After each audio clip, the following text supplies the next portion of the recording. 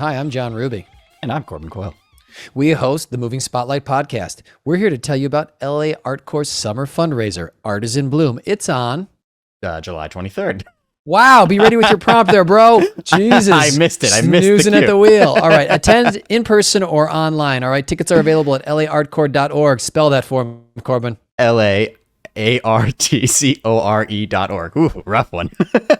But you nailed it. But I nailed it. Stuck the landing. Stuck the Thanks, landing. everybody. Get there. Bye. Hello and welcome to another episode of the Moving Spotlight podcast. My name is John Ruby, and on this other screen is Corbin Coyle. Hey, everybody. oh, look at that. He's So excited. What a professional. So professional. What a pro. This guy should host the Oscars. We were just chatting about that. So Corbin, what I want to ask you about or chat about is, how do you feel when comedic actors do drama and when dramatic actors do comedy? What do you think about that? Interesting. I think it's good. I think it showcases how strong of actors those comedic actors are. I just been recently watching Severance with Adam Scott, and that show is one, very good. Two, just didn't realize he was that good of an actor, and it reminds me of Adam Sandler in Uncut Gems. That movie is freaky weird. It's like so much stress the whole time, but one of my favorite movies, to be honest. It's really good. And like Jim Carrey and everything he went down after doing all the crazy Ace Ventura movies. So it's I like it. I think it's a really fun way to see these people in different lights. What about you? I think it's great. I think a lot of actors, they want to be challenged and trying to change up what they've done. Mm-hmm. You know, a lot of times when I work with students, I'll be like, well, what do you want to do, comedy or drama? And the answer is always like, I want to do both, which is always exciting. Yeah. But I think that's the fun, challenge of it. And I think it's great. I think people like to see, oh, I've seen him do this. I want to see him do that again and again. Mm-hmm. But as the artist inside of that vessel, a lot of times it's nice to kind of, do other things. Fun to switch it up. Switching it up. Yeah. And speaking of doing a lot lot of things, in front and behind the camera, I want to get to our guest, actress, producer, writer, NAOMI MCDOUGALL Jones. I even said it beforehand. Sorry about that. Hi, Naomi. Hey, Naomi. Hi. Oh, thank you for having me. Of course. I got nervous that you're here, but I'm excited. Naomi, what do you think about comedic actors doing drama and dramatic actors doing comedy? Well, it's funny. You have hit at the heart of one of my husband's most coveted pet theories about actors, which is that every really great comedic actor is like an incredible tragic actor waiting to come out. Mm-hmm. Like all the people you reference, like Jim Carrey, Steve Carell. Yep. Steve Carell, yes. And the one we feel is really ripe for this, if anyone has his phone number, is Tony Hale. Like, can you imagine him being like a dark character? Mm-hmm. Would be terrifying. He would be terrifying, and that's a great one. I would be a betting man on him that he's a really good dramatic actor. You're right. You're right, Naomi. That's a good. And Steve Carell, I remember watching Dan in Real Life, which was one of his first dramatic movies I saw, and it was such a good movie, and he was so good in that. I feel like the image on the DVD or whatever back in the day was like pancakes in his head or something. I just remember that image for some reason. Sounds like the 90s. That sounds about right. Yeah. Well, Naomi, we want to, I'm so excited that you're here. I want to chat about you. You are a woman who wears many, many hats, but I want to start kind of in the acting realm and just about, your favorite part about being an actor, how you kind of got into it. Can you kind of dissect that a bit for us? Yeah. So this, like a lot of actors, this love goes very far back. My mom tells the story that when I was 4 years old, she took me to see The Nutcracker. And in the middle of the second act, I stood up very loudly and said, I want to do that. So where does that come from? I don't The worst. Amazing. Yeah. So, I mean, that's just been in me. And, following that, I organized a lot of neighborhood shows, and I did a particularly obnoxious thing where I would, when my best friend at the time, who is one of the sweetest human beings in the world, but is incredibly tone deaf, and I liked putting on musicals. So I would, I would have her play the other parts, except when that part had a good song, and then I would take over that part for that period in time. Now it's my turn. Now it's my time. You've had your moment. Yeah. Amazing. Anyway, and then I, did a lot of community theater, and there was the amazing community and professional theater where I grew up, and then in school plays and all this stuff. And then I went to first Cornell University to their theater department for 1 year. Yeah. And then decided I wanted a more intensive acting program. So I went to the American Academy of Dramatic Arts in New York City. So I dropped out of an Ivy League school to go get an associate's degree in acting, which all the adults in my life were thrilled about, I can tell you. For sure. That's great. That's great. Yeah. Naomi, I got lucky because my sister's a doctor. So I'm like, great, you got your doctor. I can be an artist, right? So my parents were able to check that box. And I was like, don't look at me. I'm not doing that. Well, that's good. So then you were in New York, and then did you stay in New York, or where? Yeah, so you ended up staying in New York and then doing stuff out there.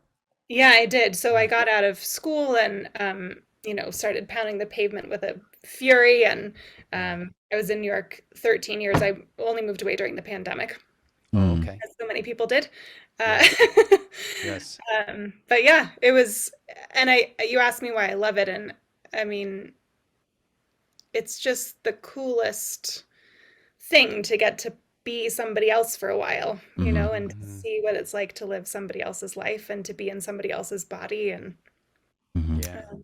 I think it's, I think like a lot of actors, I'm sort of interested in having other jobs and living a lot of lives, and acting's kind of the job to do if you want to try on other people's lives for a little while. Yeah, Yeah. that makes sense. Definitely. Did you have a mentor or teacher at that time that kind of helped push you along? Like, what were some kernels of truth that you found in that kind of world?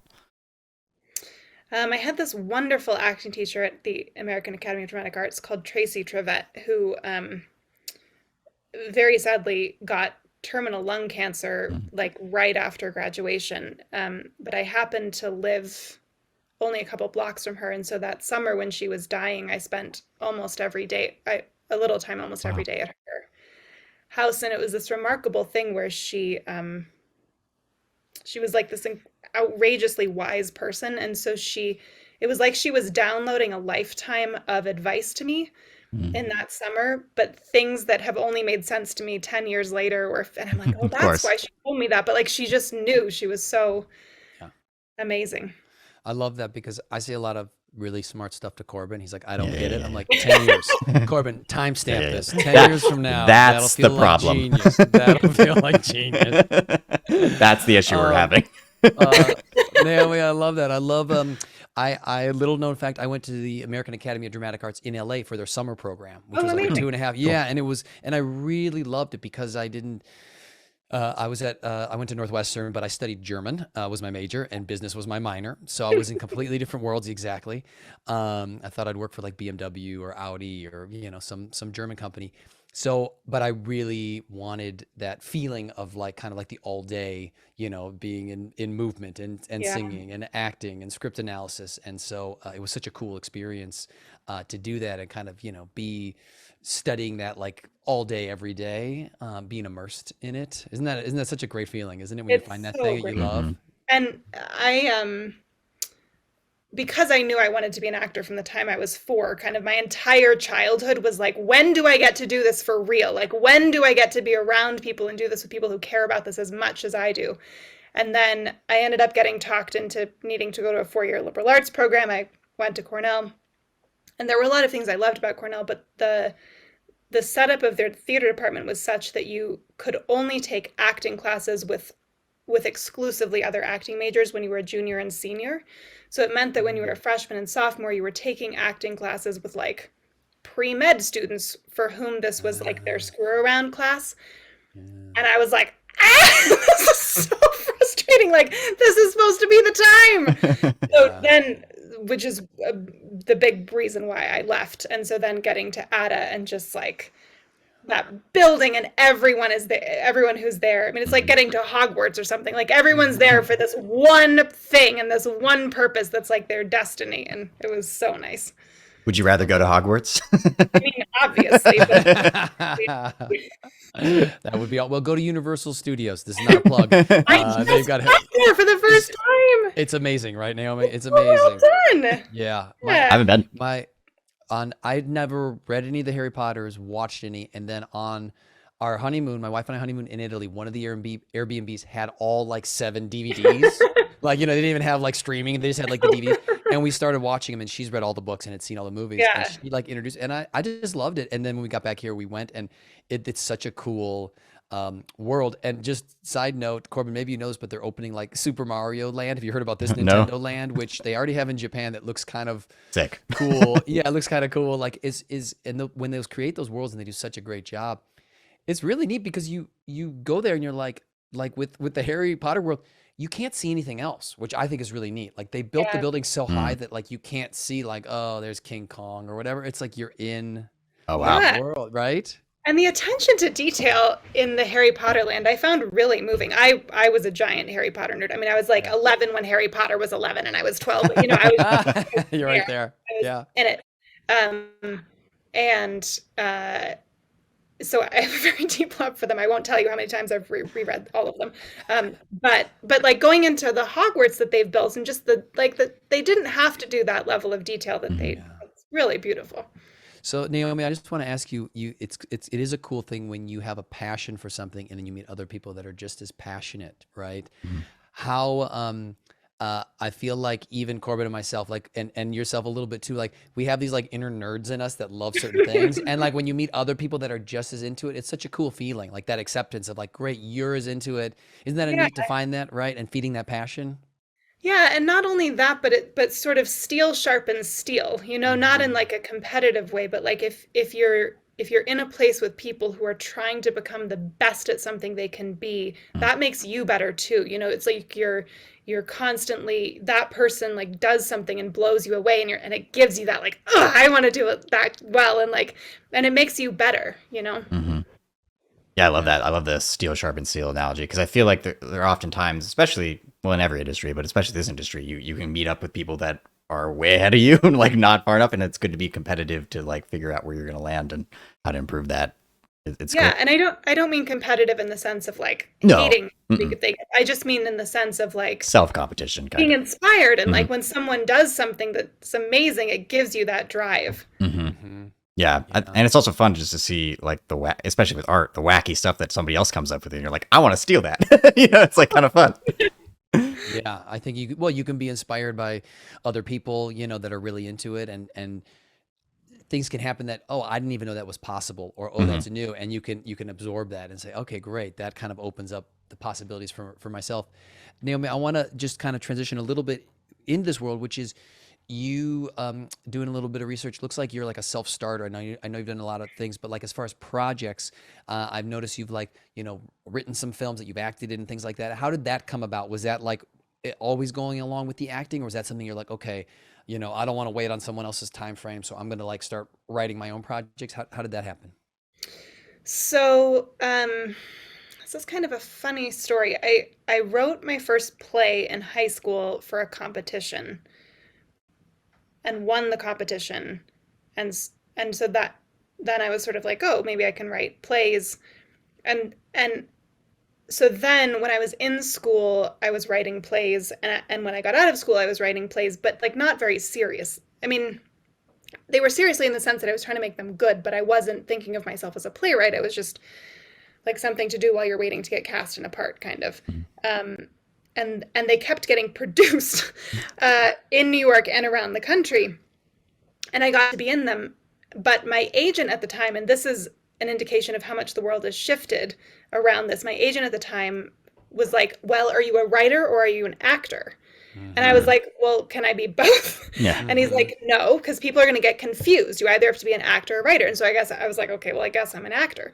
So I was an in-the-closet playwright then for about 3 years. Like I was writing plays that were getting produced in New York, but that wasn't on my website. Yeah. I would just invite people to the plays saying I was in it. It was like the dumbest situation. Weird, yeah.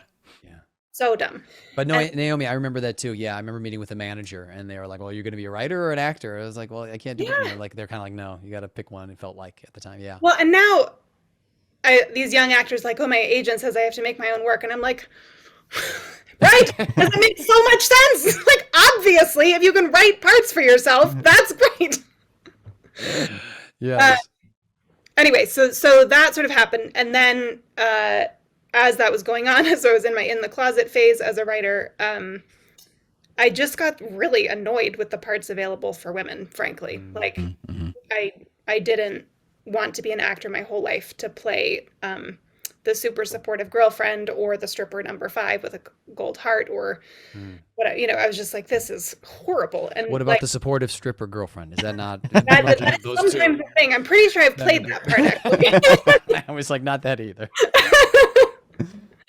Yes, understandable. Yeah, yes. and I was just like, this is awful. And also being in those audition rooms and seeing how unbelievably talented these other 300 actresses were competing for this dumb part. And I was like, well, this is awful. This is not why I came here. This is not what I came here to do.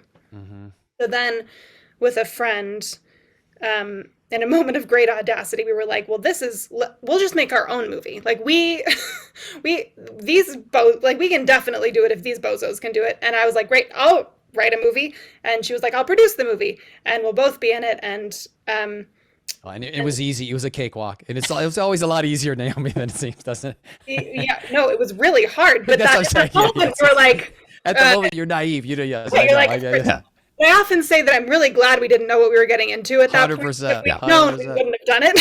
Yeah, for sure. Because we didn't know, we were just like, yeah, we can make a movie. Yes. Yeah. So we did, and then Great. From the first moment on set of that movie, I was like, oh my God, this is unbelievable. This is like being a wizard. Was that the Bite Me movie? Is that the one that you're referring to, or is that Imagine later? I'm Beautiful. Nice. Was my second. Nice. Oh, so you did it twice. So you went back to back. Oh yeah. Nice. Yeah, because like once you've had the experience of writing something, and then one day you walk onto set, and this world that has existed only in your head is being built by people, and props that you imagined, and characters you've been living with in your office for years are like being played by other people. And I mean, it's just like, there's no words to describe what that feeling is. And so what would you say, Naomi, to actors out there who are thinking about writing something, but just kind of haven't gotten off their duff and done it? You know, how do you kind of get over that hump? Because I think sometimes it is, I produced a movie with a partner and it is a lot of work, you know, and it's kind of good you're naive because you're like, oh yeah, we can do it. And you're like, Jesus, it's a lot. But it's also, when you get done with it, I think you're right, it's 100% worth it. And it is a way to, you know, you're not waiting on the phone to ring and things like that. So what would you say to people who maybe need a nudge, like, you know, whether they don't have the confidence or whether they're just not sure, or whether, you know, what would you say? Well, on the confidence thing, I find where a lot of people get stuck is even in writing it, because it's like, well, I have this idea, and that terror comes from being worried that it's going to suck or it's not going to be good enough, right? And so, but the thing that I tell people, which is true, is that every first draft of every screenplay that has ever been written is horrifyingly bad. So if you can just commit to writing that first vomit draft and just be like, this is going to be shit, then at least... Then once it's on the page, you can look at it and see what it is. And from there, you can begin rewriting. But until you just do that thing, which is so terrifying. And often, I mean, I think every writer that I know, including myself, trying to get yourself to sit down at the desk, even 10 years into being a professional writer and having won awards and things, every morning my brain is still like, I don't know, I don't think I can do this. This is a terrible idea. I probably was never that good at writing. And if I was, I've forgotten how to write this morning. And it's like getting a 2-year-old to go to bed. You have to be like, okay, I hear you. And like, we're going to have the second cup of coffee, and then, you know, and then you're going to sit down, and then you just sit there, just see what happens. So just knowing that terror is, everybody has that, and you just sit down and do it anyway. And the first draft will be horrible, and then you make it better from there. Do you have any like tips or tricks of staying on schedule? Like some people I know will, you know, put something in their calendar, or sometimes they'll do like write a check and say, if I don't finish this by this date, then I have to cash that check to a charity or something. I send a check to John Ruby. Yeah, I send a check to John. Yeah. Yeah, no, the thing I do is I schedule readings with actors of scripts I haven't written yet. Nice. Or drafts I haven't written yet. So I'll set myself a deadline and I'll invite people over to my house or to a Zoom room or whatever. And I'm going to look like an idiot if I don't have a script.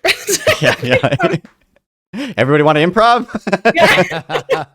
I kind of got this idea. All right, run with it. All right. Oh, wait, hold on. I'm going to write that down. I really like that, Naomi. I haven't heard that, which is, yeah, you're setting a deadline, but you're also putting pressure, like external peer pressure on yourself. Yeah. To like, you know, I don't want to have egg on my face or whatever. That's really good. And I love, you know, this idea of not being perfect right out of the gates, you know, I mean, which we all understand, but I think sometimes, you know, and we've talked about this, like if you're learning like, you know, 10 pages of sides and you're like, I can't learn this, but you're like, you barely worked on it. It's the same thing with a script where it's like, this isn't good. It's like, you barely worked on it, you know, right. Once you've worked on it a while, and then if it's struggling, okay, that's something. But like, if you haven't even worked on it and you're already stressed or worried, well, you haven't worked on it yet. You know, you haven't put any time in. No one is expecting or they shouldn't expect gold right off the bat. That's just really, really, hard to do.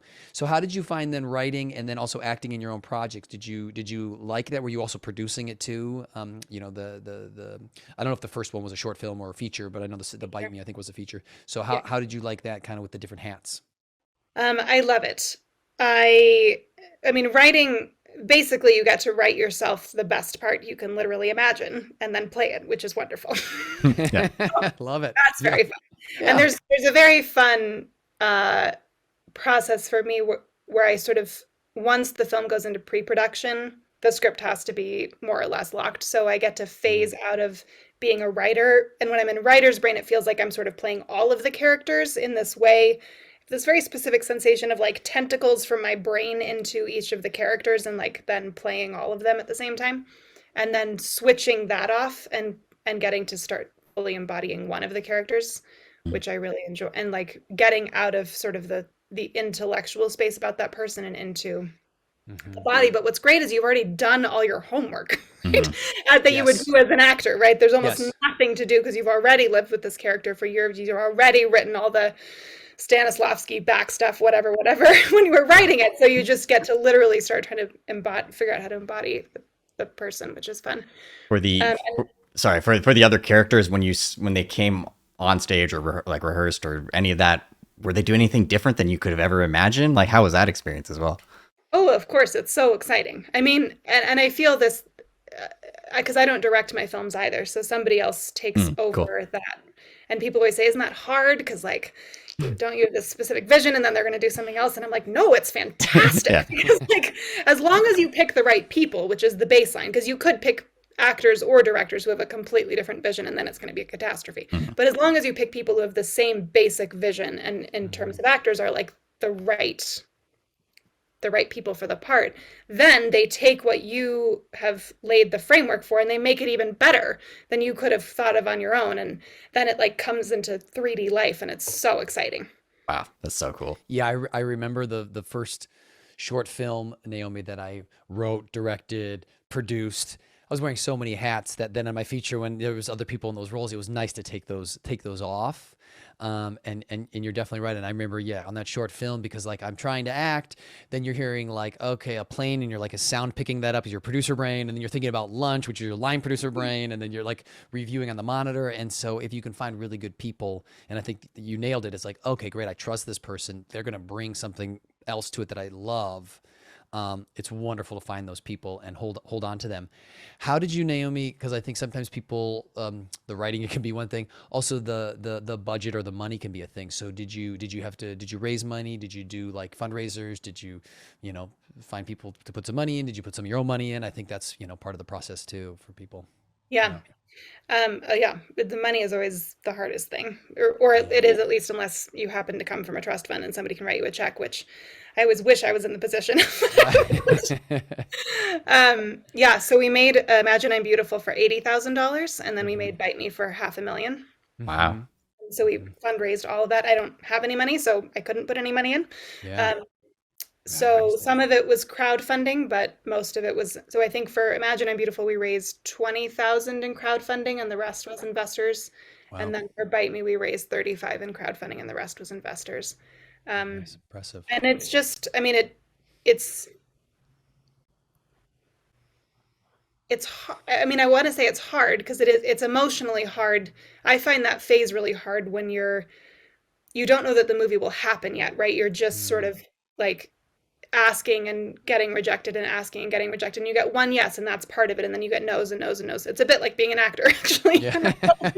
It's true. um, but uh, but on the other hand, I'm at a point where I've done enough fundraising that I don't hate it. I Hmm. actually kind of enjoy it now. Hmm. Um, and I think there's a real mental hurdle for people to get over who haven't fundraised before. Yeah. And I think particularly for women, asking for things for Mm. oneself is a particular mental Mhm. hurdle. Yeah. But the thing I would say is at least once a week, somebody comes to me and they say, "Oh, I'm trying to make my film, but I'm just not good at fundraising." Like, it's just not in my personality. And the thing I always say is it's not a thing that's in your personality or not. Again, nobody is good at fundraising to begin with. You just have to, it's like a muscle. You have to practice doing it and you will get better at it. And I think the actor or the people whose films never get made are those who are waiting for some white knight to come in and just raise the money for them. And those people don't really exist.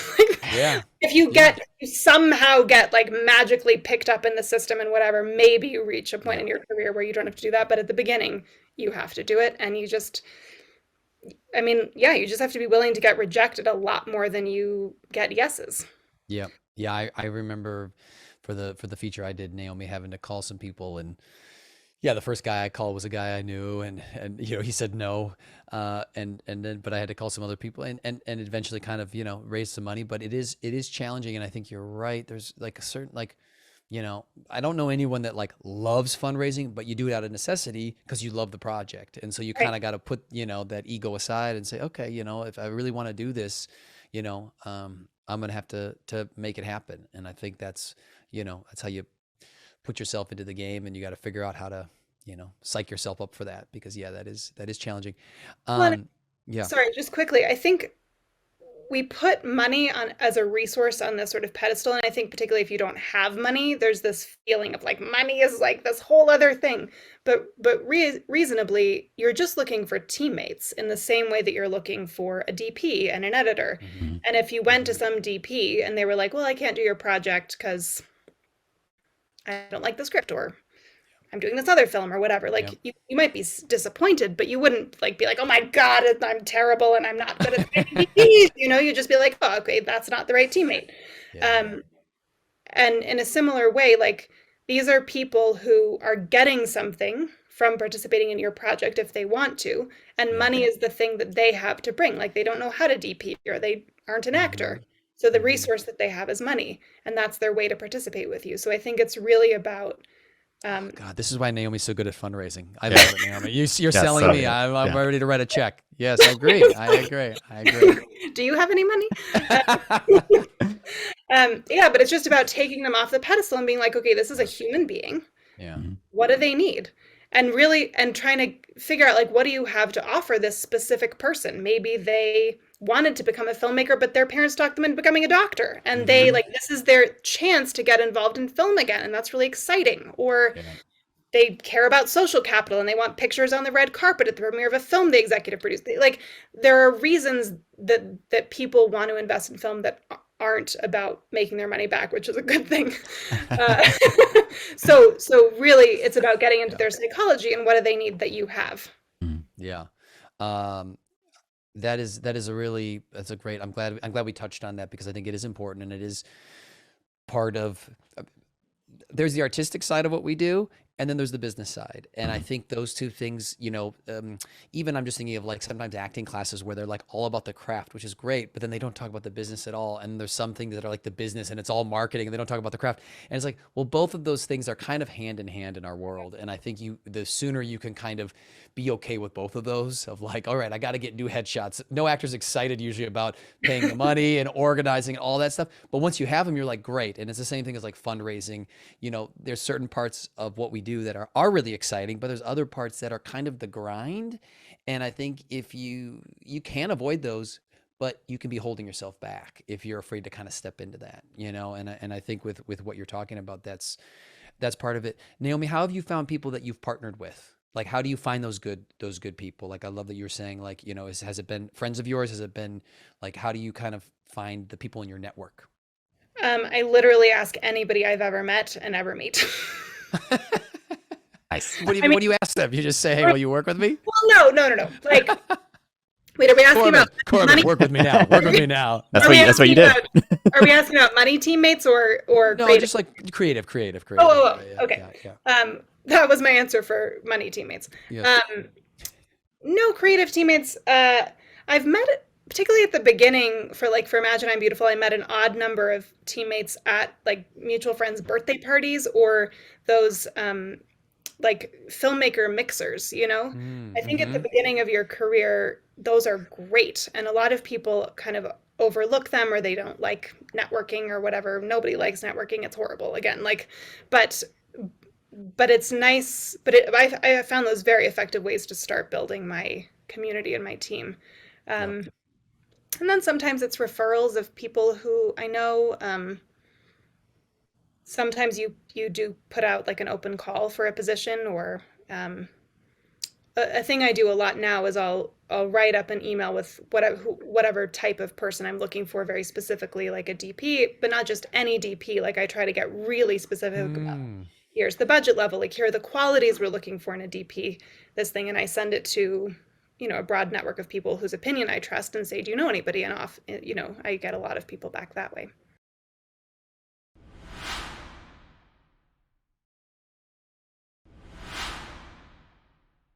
And how does that decision process work on your end when it comes to like casting or like getting that director for if you're the writer? Like it just feels like that's such a complicated thing to be able to have to choose between three perfectly fine directors, but one maybe you are more personal with or whatever. So like, what does that look like?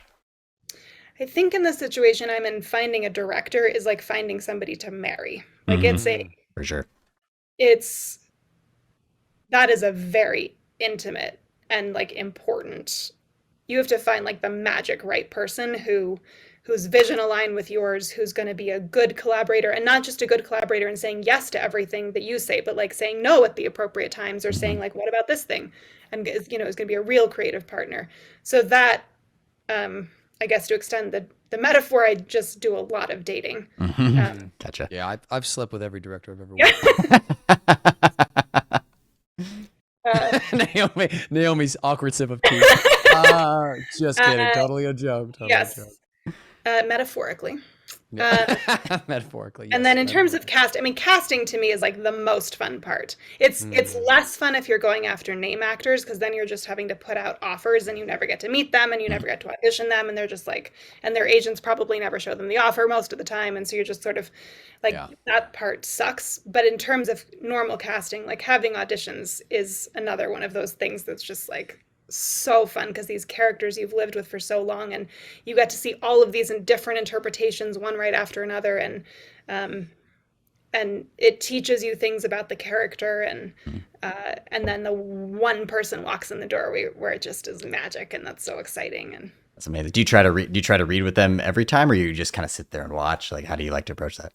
It depends on what my character's relationship with that person is. Like if the chemistry is important, then I'll read with them. But if not, then we'll get a reader and I'll just sit and watch. Gotcha. Makes sense. Yeah, cool. Yeah, I remember you talk about your film, and in the film I did, Solver, we were looking for the lead actress, and we had someone we really liked, and then they wanted more money, and we're like, we can't do more money, even though we really liked her. So we did another round of casting, and what was interesting is the woman who eventually got it, Carrie, she came in and she was a little under the weather. She was a little sick, but she did a good job. And then I thought was really interesting, we watched her reel, and in her reel, she looked like a different person in every clip. It was like she looked like she was from the 1920s and then the 70s, and it wasn't even like super famous shows or anything. But watching that, I was like, Jesus, she's just like transforming. Like you saw her in each of these worlds, and I was like, to me, it was kind of interesting. Like usually I put way more weight in the room. And like I said, she did a really good job from what I remember. But then watching her reel, I was like, this is like, to me, that's a sign of like, she looks like a different person. Like she's like, everyone else, my casting director and my other producer, we were like, yeah, like and she did an amazing job. But I think that was kind of interesting too. Naomi, sometimes it's like, how do you get it? Well, sometimes it's the energy in the room. Sometimes it's the chemistry. Sometimes it's like, you got the great look and you're fulfilling, like there's a lot of factors that can go into an actor that excites you for the part, right? Yeah, and this is actually a great tip that I only learned on Bite Me that I wish I'd known from the beginning, which is if you are casting for a film, tape the auditions.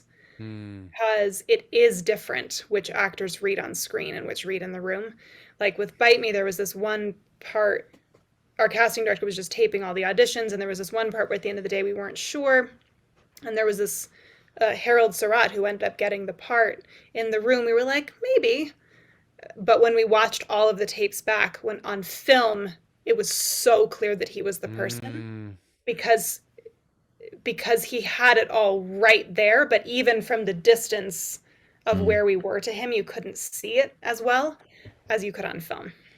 That's interesting. I've worked in commercial casting for a long time, Naomi, and sometimes on like during callbacks, someone early in the day, like people are like, "Oh my God, that guy was so funny," or "She was so funny," and then they'll watch it at the end of the day, and they're like, "No, not as funny as I remember," you know. And then they'll watch some other people, and they're like, "Oh, this person." But it's interesting. You're right. There is sometimes an energy in the room that can sometimes carry it, and then sometimes, like you said, there can be a lot going on, and it's good you guys took the time. You took the time and went back and noticed that. Um, I wanted to also chat, man, doing your own projects, things like that. You also have given a TED talk. My gosh, Naomi, Yeah. what do you, what, Busy decade. what? Yeah, but how did that come about? That was it's like women in entertainment. Was that one in of the top? Hollywood, yeah. Yeah, women in Hollywood. Um, How'd that come about? Wonderful. yeah, so this is sort of this other strange. I often joke that my whole career has been like that magician's trick with the handkerchief, where he's like, pull this handkerchief out of the hat, and then it's Yeah. attached to another handkerchief is attached to another handkerchief. Yes. Yes. I wanted to be an actor, and like, what happened? Yeah. So basically what happened was that so the reason I started making movies, as I said, is that I was annoyed by the parts available for women, but I didn't really think about sort of systemic sexism in Hollywood at that point. I was just like, I don't know, I was just naive. I was like, well, this is dumb. Like, I could write better parts in this. I guess I'll go do that. But when we started making Imagine I'm Beautiful, and we just happened to have an all-female creative team, we didn't think that was, and we just picked the best people. We didn't know that was like a radical feminist act. And the conversations that we started having, and this was in 2000, so we were getting it made from 2011 to 2013, so like not ancient history, right? Yeah. And the things that people would say to us were just mind-boggling. Like, well, girls, you're going to need to get a male producer on board at some point, just so that people will trust you with their money. Just casually and immediately. Yeah. And then sort of this never-ending refrain of, well, people don't want to see films about women, so you should think about making something else. Or could you add a lesbian sex storyline? Or could you add some more blood? And like, Jesus. what? And it wasn't just that they thought these things. It was that they were comfortable just saying them. Like they were just explaining to us like what was. Right. So I was just like, what is happening? So, and it was at a time when people really weren't talking about this. Like there were people for sure talking about it, but it hadn't hit any kind of national conversation. And so just in screenings after Imagine I'm Beautiful and Q&As, I just started kind of mouthing off about the things we'd experienced. Yeah. And people were so amazed that I was willing to say these things out loud that I just very quickly got put on like the international speaking circuit talking about this stuff.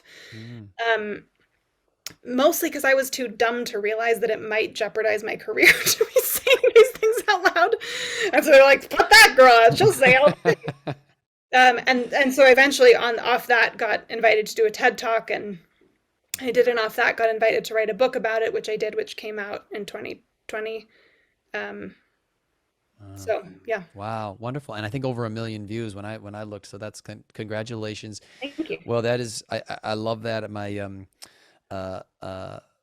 Corbin knows my mom was like a news anchor when it was all male dominated, back in the day, and I've heard stories about that. And I was just thinking about, I worked on 911 Lone Star a couple weeks ago, and the director was female and the writer was a female woman of color, which I thought was awesome, on like a show that maybe you'd think would be, not that. And so I thought that was really cool. And so I love hearing that, Naomi. I think that's great. And I think, we've talked about it on here before, but just the diversity, the inclusion, all of that, just, it's like, let's just find great people that tell great stories. You know what I mean? And what terrible, just shitty advice that you got from people about that stuff. Just they're so confident about it too. They're just so crazy. Well, I mean, right. The no one wants to see stories about women thing. I was just like, that is patently absurd. Like, women are 51% of the population, so we don't want to see stories about ourselves. Yeah, no like, one. No man wants to. Like, what? No. I think that's yeah. So glad you didn't listen to them. That's wonderful. Yeah. That's wonderful. So what is the 51 fund? You want to talk a little bit about that? Sure. So that's part of this handkerchief situation. Yeah, So keep as I was pulling. on the global speaking circuit talking about the stuff, the women in film stuff, and part of my TED talk and part of my sort of general speaking circuit shtick was making the point exactly that I just made, which is the whole film industry is oriented around making films for teenage boys, Mm, teenage white boys, hmm which in reality are a very small segment of the human population who watch movies. So, like, just from a basic economics 101 perspective, it makes sense that if you made stories for other people, that those stories would make a lot of money. mm, And I actually commissioned a study around this because that, I mean, that's the common sense answer, right? But I was like, well, maybe they're right. Maybe you do have to make movies for teenage white boys. I don't know. So I commissioned a study about it, looking at like, okay, well, how much money does a film make per dollar spent if the director's female, if the director's female, if the writer's female, to producer, lead actor, all these things. And the answer that came back is, on average, if a woman is in any of those positions, the film makes an average of 23 cents more on every dollar spent, Wow. mm, which is a lot of money mm, Mm-hmm. yeah. that they're leaving on the table. So my pitch and my talk was, hey, like, there's an actual business case for this, and there's a business opportunity. If someone wanted to come in and make more of these movies, you would make a lot of money. Mm-hmm. And so at one of my talks was Lois Scott, who's the former CFO of the city of Chicago. Oh. Um, she's like a serious finance lady, had never been involved in film before. And she came up to me after my talk and said, okay, well, I didn't care about film before, but you've got my attention. What do we need to do? And I said, well, basically, we need a film fund to finance films by women. And she said, okay, well, if I start it, will you do it with me? Wow. Wow. And I thought I'd never hear from her again. So I was like, sure. Yeah, sure. Yeah. Let's do it. Yeah. And I heard from her the next day. And that was 6 years ago.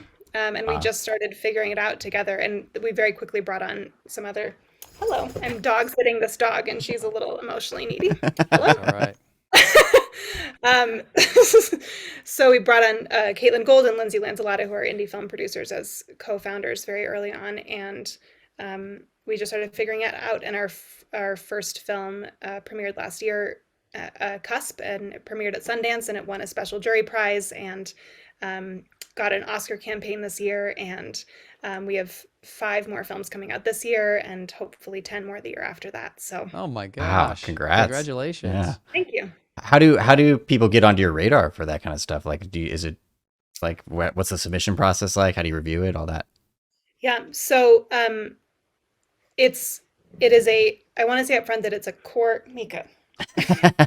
So much attention. It's a core goal of the 51 Fund that as soon as we can, we'll have an open submission policy, because part of the problem for women in film is that everything is controlled by the same gatekeepers. Mhm. So who gets, even in the independent space, the same agencies, the same everything.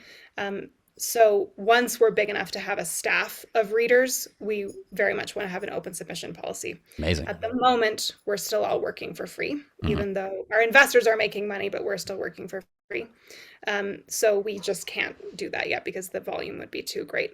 For sure. So at the moment, we are working with the agencies. We're taking recommendations from trusted sources. We're also actively seeking out particularly BIPOC material from different organizations or whatever that are collectives of those creators. Because one thing that's been really shocking is that we have a commitment to making sure that our slate is racially diverse, in addition to being women. And we keep saying that to the agencies, and they keep like we would get to the point with our slate for a year where, like, we have our white filmmakers, like, we need BIPOC filmmakers. We go to the agencies, but like, we don't even want to see anything else from any white filmmaker. Like, find us female BIPOC material, and they'd be like, oh yeah, totally. And then 2 weeks later, they'd come back and they'd be like, we know you don't want to, but here's this white. And we're like, what? I just told you. Yeah. Like, we have money. Go find us. Yeah. So that's been disheartening. But anyway, so we actively seek that kind of material out outside of the agencies. Amazing. Go. Naomi, I'm just wondering, as we kind of get near the end here, if someone else who's just starting to step foot into this world, into this career, what advice would you have for them? Because you've done a lot of these different things. I mean, you've obviously followed your passion. You've obviously been a leader. Like, what things would you say, hey, here's a couple things to think about when you're first, starting off? What advice would you give that new person to this world, because you've done a bunch of these different things? I guess I would say that I have an associate's degree in acting, and I've figured everything else out. And that is basically by coffee date, right? Like, I never went to film school. I've still never taken a screenwriting class, even though I now teach them. And not that that's the best. Take classes if you want to take classes. But Yes. but the point being, like, there's a lot of the way that the people in power in this industry maintain power is by making you feel like they have some special secret that it would be impossible for you to understand or replicate, and they don't. Most of them are making it up as they go along too. And so, like, just figure out what your true north is, what the career is that you want to have, and then figure out the steps that you can take in your control to make that happen. And if you're like, I don't know how to make a movie, great. Don't worry about making the movie. Don't look at the top of the mountain. What is the next problem that you have to solve? Ask people for advice, solve that problem, then look at the next problem. Like, making a film is just solving an endless series of problems. And at the end of that, you have a movie. I love that. And I love that idea of, like, not waiting for the gatekeepers. It's like, start learning it yourself, start pushing away, start setting up those coffee dates, talk to people that have been through it, talk to people that know. And I think you're right, Naomi. I mean, I remember I'm thinking of when we did the feature film Solver with my partner who had come from Wall Street. He worked on Wall Street for 10 years. And I'm like, oh God, we're gonna have so many problems to solve. He's like, what? We planned it all out. I'm like, don't worry, Jack. That's what we don't know. It's gonna happen. And then afterwards, he's like, Jesus, we were like always just like putting out fires. I'm like, that's every day on set. That's part of, right? You can't, if you could plan for it, then it wouldn't be a problem on set. But those are always happening, and you kind of don't know until you're in it, in a sense. You can do as much planning as you can. But I love that, Naomi, just jumping right in and just, learning it and finding what you can, the resources that are going to help you. Love that. Well, and particularly if you are a woman or BIPOC or any identity that's been marginalized by this industry, I think there's another thing at play, which is that you can understand that there is systemic sexism or racism or whatever, but often in action to you, what you get convinced is that you are personally not good enough, right? And it's hard to say this is happening because of sexism, because of racism.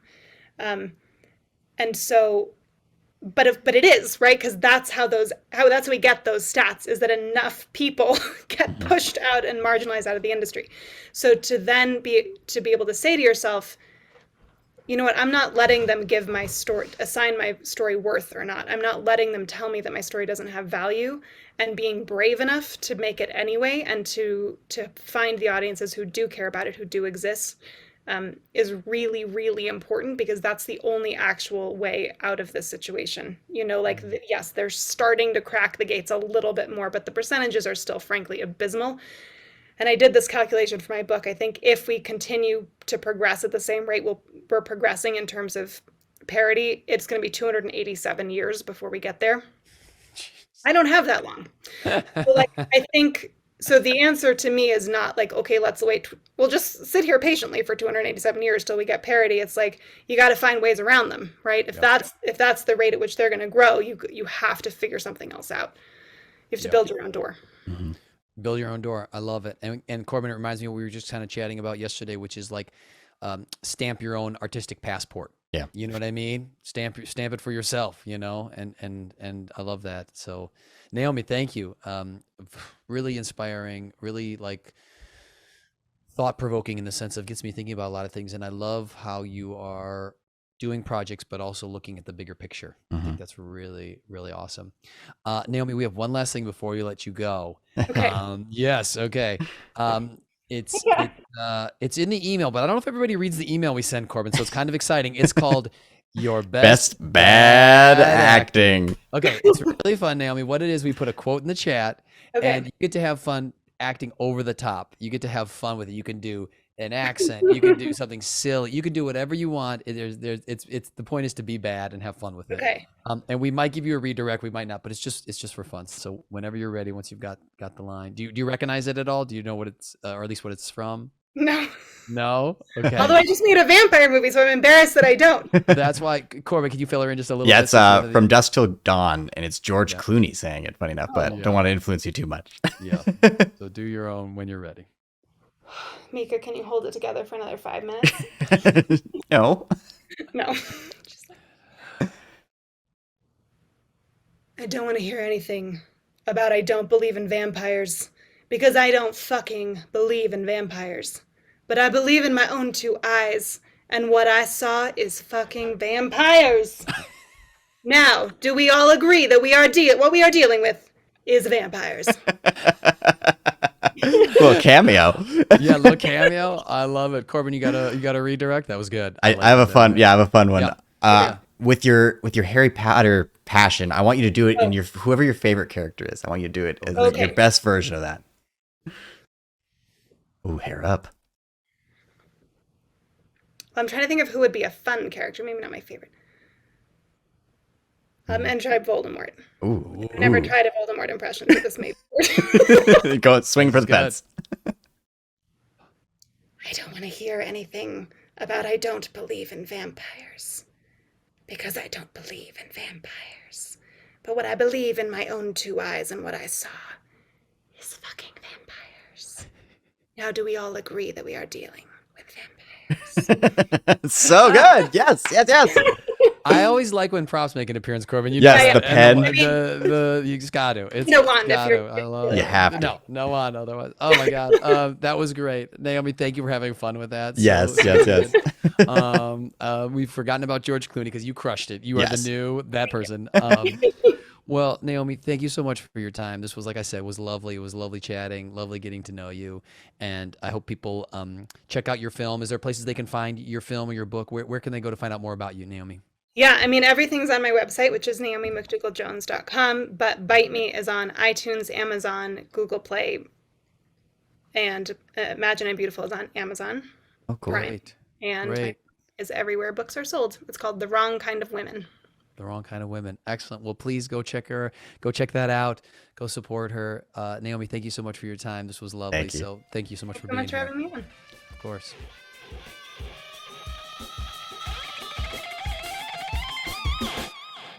Hey folks, go on over to iTunes and give us a 5-star rating, please. Do it. Click the 5 stars. Do it.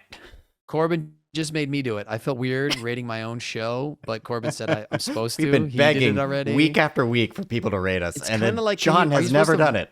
Well, are you supposed to vote for yourself? I guess you do. But Yes. you don't tell people. Well, Yeah, but just you don't did. tell You people. just told people. Well, we're not recording this, are we? All right, folks, gotta go. Talk to you next time. Rate our show. All right, bye. Thank you for listening to the Movie Spotlight Podcast.